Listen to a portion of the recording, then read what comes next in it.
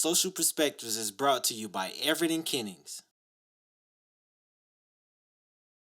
Sometimes God interrupts the normal course of history and gives us leaders whose gifts and insights are used to transform a generation. We have the privilege of presenting such a leader.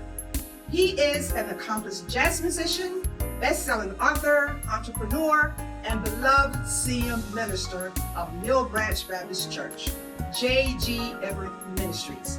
Our host, Dr. J. Gentile Everett. Hello and welcome to Social Perspectives. I'm J. Gentile Everett, and we are delighted that you have joined us for today's show. Sometimes it feels like these heated and contested political times are religiously confusing. Both major parties declare their political positions are firmly immersed in rich Christian concepts. If that's true, why is there such a chasm in how we plan to approach resolution to these issues?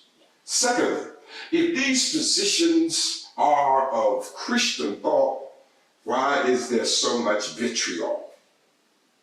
If these parties are representatives of godliness, why is there such a politics of personal destruction? Why can't civility be cuddled or respect reverberated in the dichotomies of these opposing views? How many more of God's precious children will have to be slain before our American humanity accepts God's apocalyptic love for all? And when we do that, it would take us away from a politics that is anthropocentric to an everybody is somebody epiphany. Succinctly, if we espouse the two-party system as a religious right and a love-it-all left, perhaps our venomous behavior and comportment are all operating on the extreme sides of God. And consequently, it will cause us to forget that Jesus was crucified between two thieves. He was the man in the middle. And that is where I am pleading with all people. Let's consider the man in the middle, because the man in the middle brought balance to the right and to the left. Stay tuned. We'll be right back.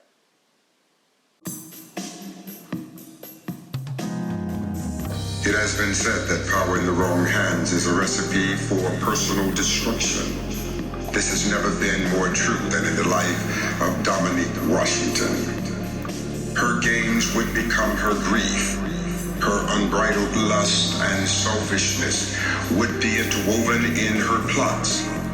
The shocking revelations, jaw-dropping surprises emerged when she realized the lack of a personal core makes one hollow inside.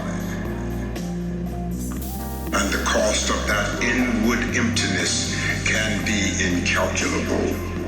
The invincibility and hubris to which she had grown accustomed would cloud her judgment, and the darkness of her own familiar behavioral patterns brought all to unknown discoveries of the influence the weak would have in her success. Then her doom would be the result of her rebellious nature to any source of authority. She does not imagine someone smart enough to outwit her. Later, she is so astonished at how she miscalculated the significance of a special love that it rocked her world. Her coveted justice would ultimately come in ways she never saw coming, and in ways she wished she had not.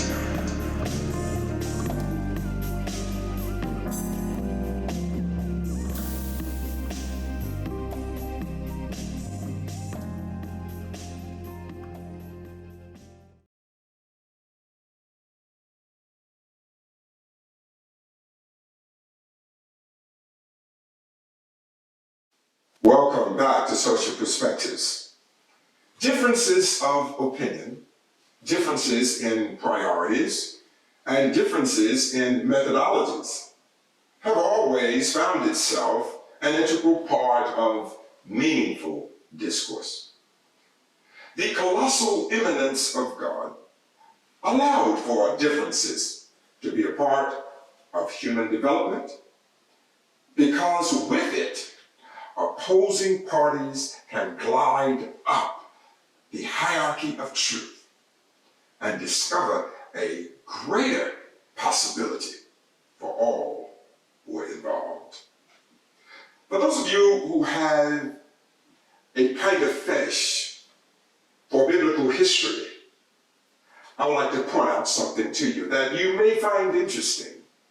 And it may prove the idea that just because people are different in their opinions, it does not mean that they have to hate each other. There was a time right after the death of Christ, there was discussion among the disciples about who would be the head of this new Christian work, who would lead it. Well, after some time, it seemed to be Peter was going to be the one that would head this new Christian work. What's interesting about it, when Peter became the leader, Peter was interested in sharing the gospel with all people, but primarily his interest was in converting the Jews. He believed that in order to become a Christian, that you would have to become a Jew first. Ergo, you would have to observe Jewish customs. And in the process of observing Jewish customs, you will embrace an arm of Judaism, and that would prepare you for Christianity. See, in the biblical times, the disciples who walked with Christ were later called apostles, capital A, because that was to symbolize that they actually walked with Jesus.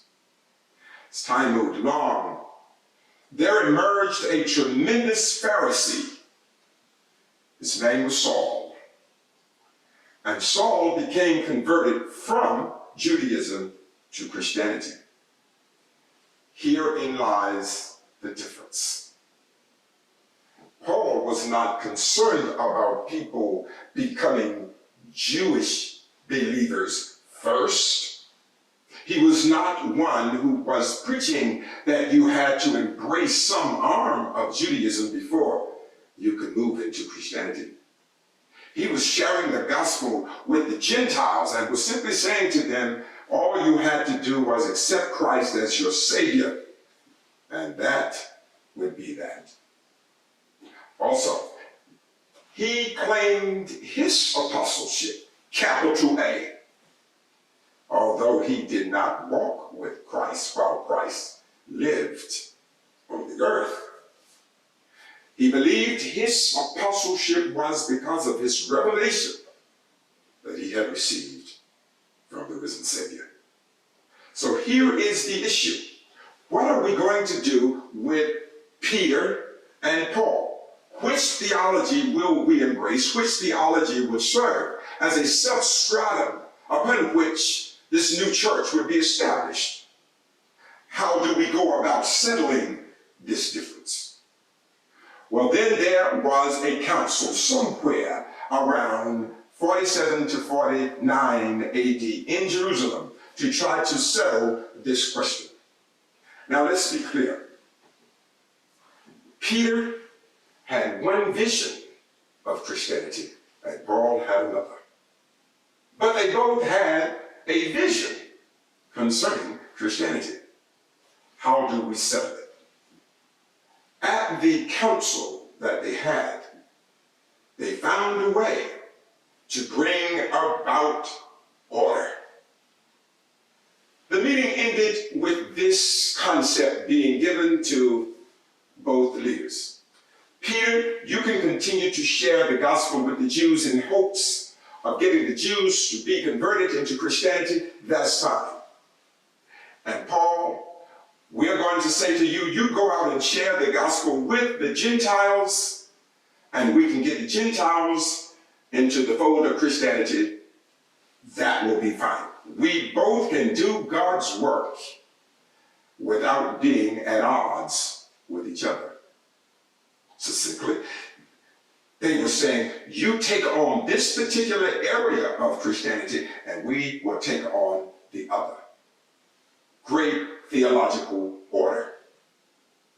From that point on, they continued to share the gospel, and people were saved, lives were changed, minds were altered, situations were transformed.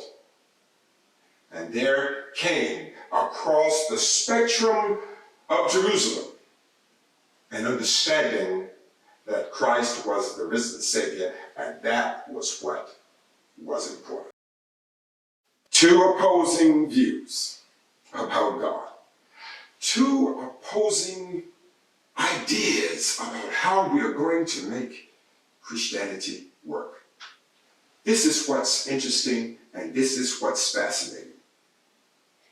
Through their inward purity, their devotion to God's higher authority, and their heightened cognizance of love, they were able to settle on a plan that allowed both of them to pursue the work that had been assigned to each without conflict.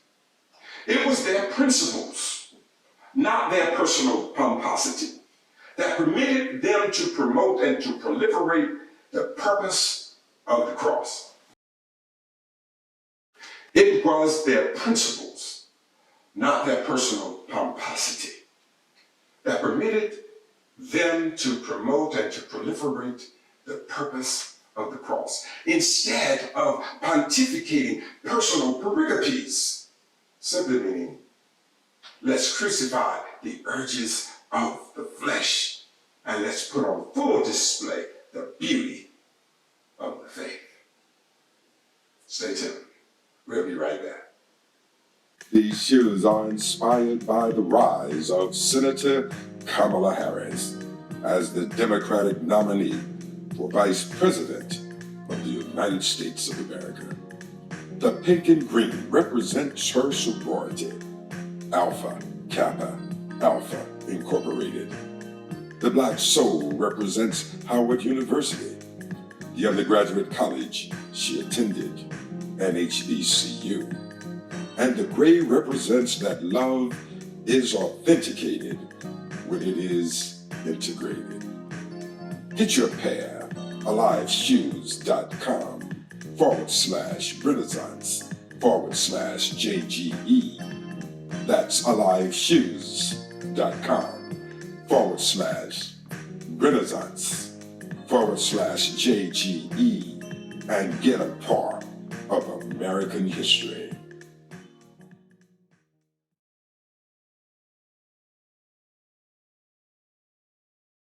Welcome back to Social Perspectives.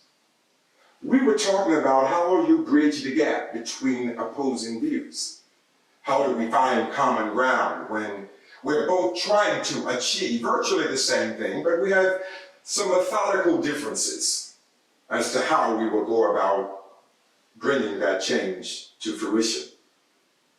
I can't help but to consider the current climate in our political atmosphere. We just had the death of one of the great legal scholars, RBG, the great woman on the Supreme Court we just lost. Now there is a concern. What are we going to do about filling her seat? What's interesting, 4 years ago, some 10 or 11 months were left in President Obama's administration when he had an opening, a vacancy on the Supreme Court, and he wanted to appoint someone, nominate someone to fill that vacancy. and Judge Garland. Well, you know what happened. The Republicans were running the Senate. And of course, all of the Supreme Court judges must be confirmed by the Senate.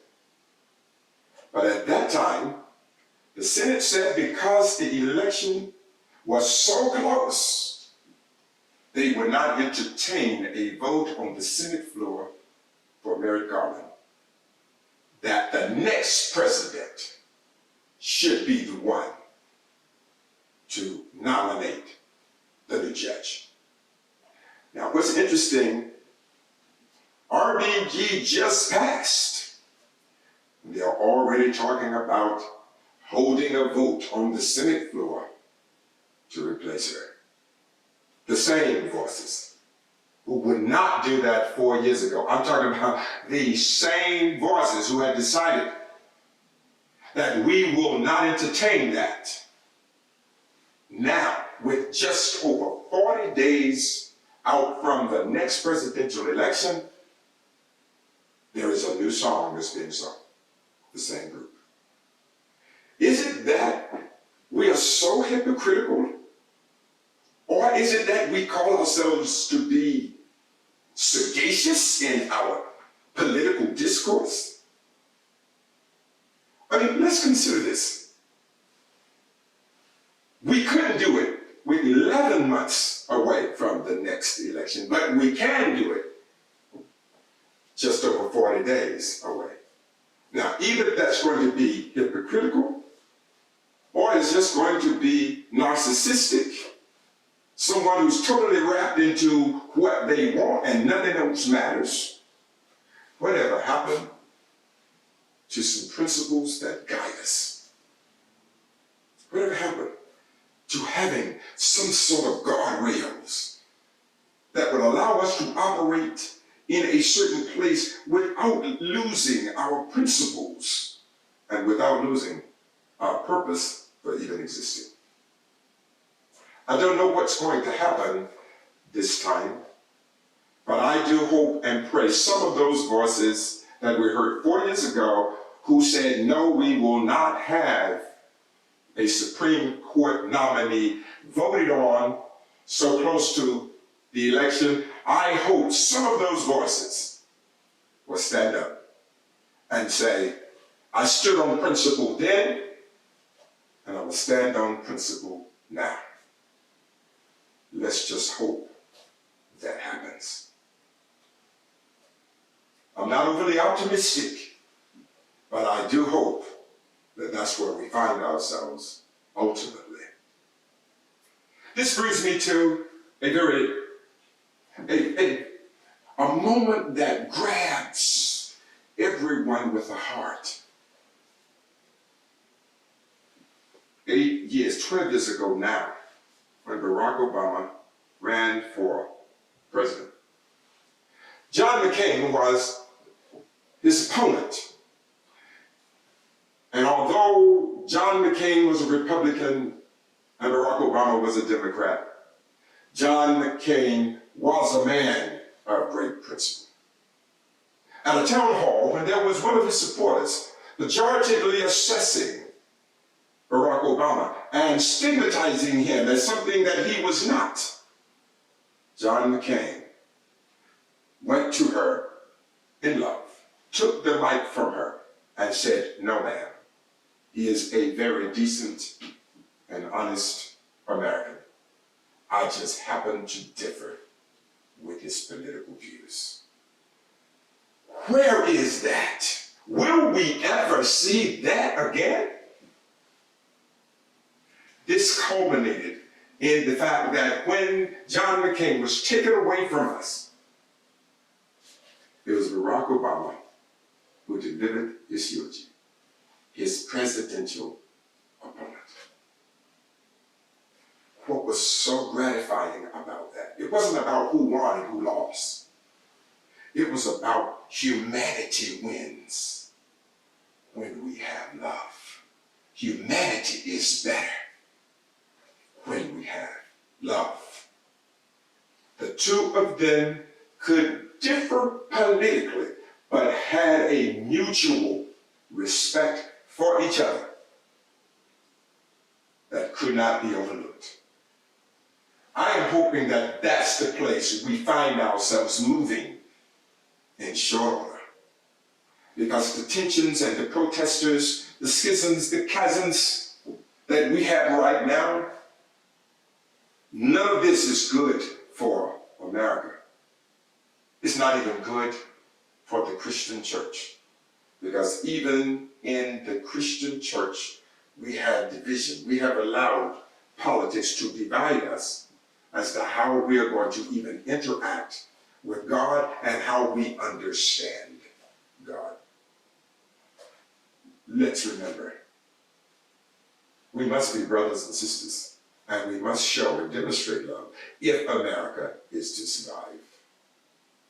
Doesn't matter what political party you're in right now. It doesn't matter that you are for the Republican nominee or the Democratic nominee.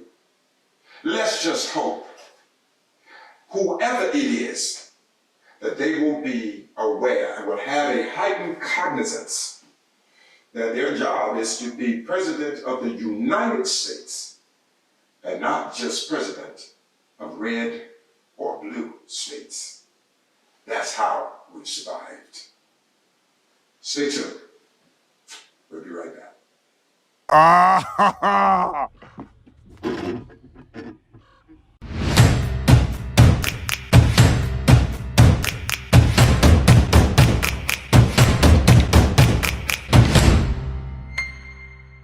Oh, that's hot. That's hot.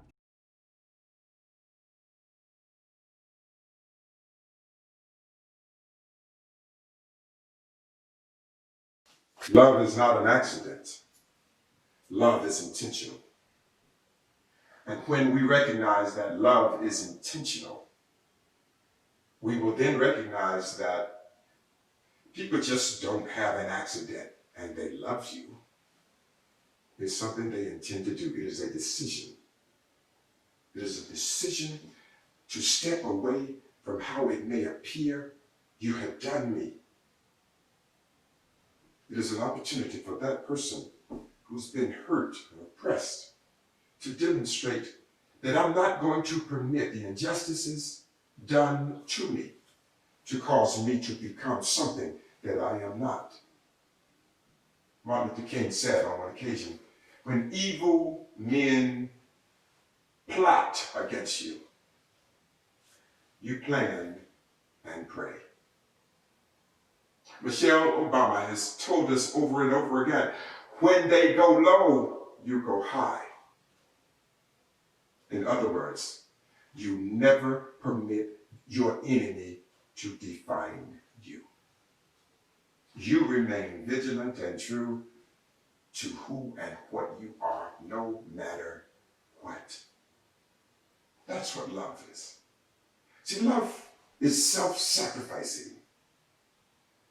And love is not even real unless it costs you something. Love is not free, it's sacrificial.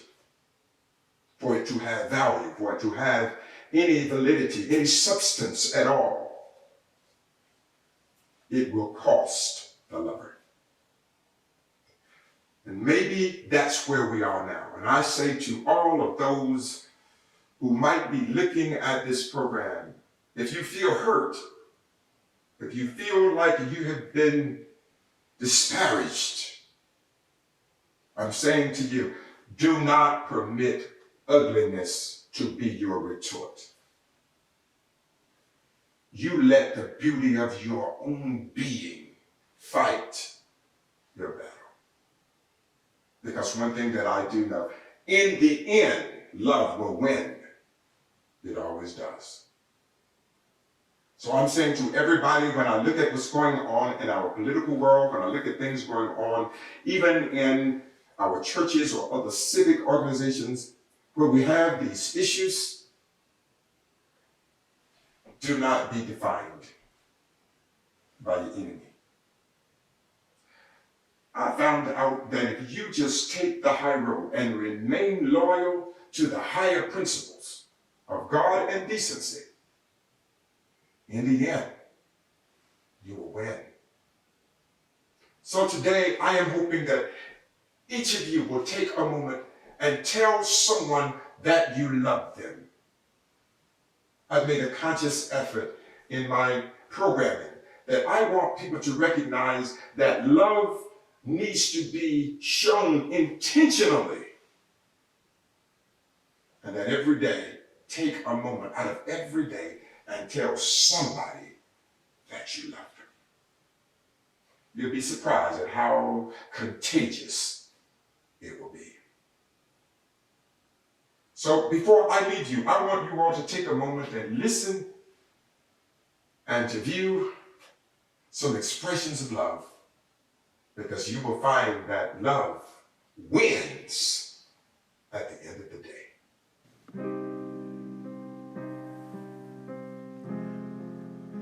In the park, after dark,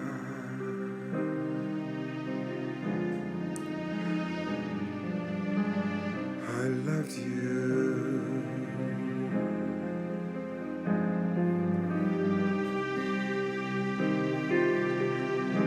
Riding in the car, having gone not very far, darling, I love you.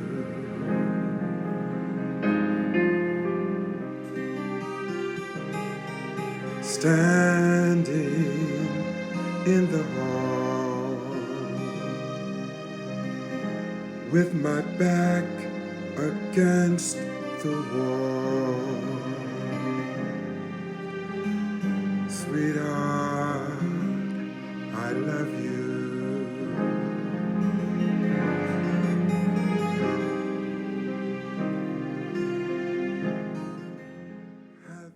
I hope you enjoyed that song, and I hope you enjoyed some of the images that were presented to you. These were intentional acts, and this was a deliberate segment in our show, because we want everybody to understand how important it is to love somebody and to love all people. I'm going to have to go now, but I thank you for your time today. Stay with us, continue to watch us on YouTube, and we ask you to remember, help us continue with our broadcast. We'll have some information at the bottom of the screen. Send donations to help us as we try to share this incredible message of love and peace, even in a time like this. Please feel free to help us continue this great work. Until next week, I'm J. Gentile Everett. I'll see you then on Social Perspectives.